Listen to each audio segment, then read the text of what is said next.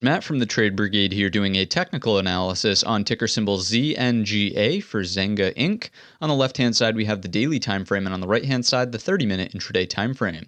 First things first, let's address the elephant in the room here. Certainly a massive gap up on today's session under the news that they're going to be bought out by, I believe it is Take-Two.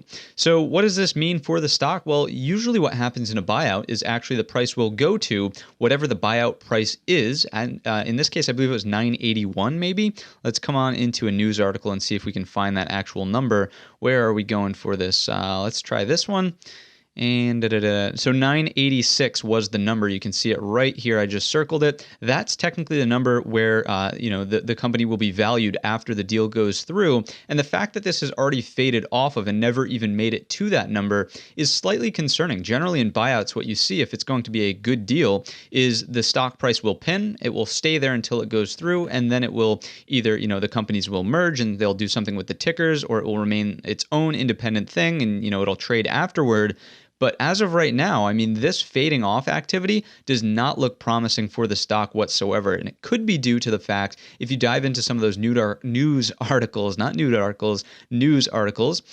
it was mentioned that the IPO price was $10. And with this deal going through, the valuation was not even $10. So are people just pulling their money saying, you know what, I'm calling it quits here inside of this name? Absolutely could be a possibility. So the main thing I want us to focus on is the remainder of the gap that exists underneath us. I'm not saying it fills all in one day, but there's essentially a massive void of price action underneath $8.38 all the way down towards $6.15. If we scrunch up the chart, let's just see if we can find some other areas that may offer some sort of technical bounce one way or another.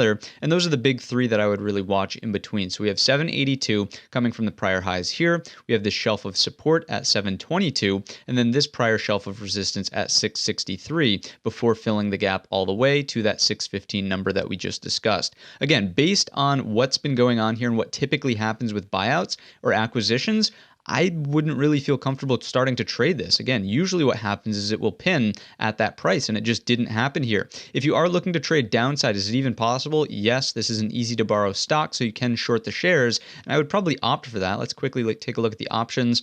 Actually, not bad. Not bad. I will give it to them. Always giving credit where credit is due. There's a lot of volume that's been going through. Now, don't get me wrong. These are extremely cheap options, so it's not like that volume means a ton here. The spread is, it's not the greatest. Ideally, it should only be a penny wide on something this cheap. But if you did want to go with puts, it's a possibility in case you didn't want to put up the margin to short the shares here. So my thoughts are not bullish. Certainly, it does look more bearish than bullish. If I take a quick look at the 30-minute intraday, let me just zoom in on only that section of the chart there.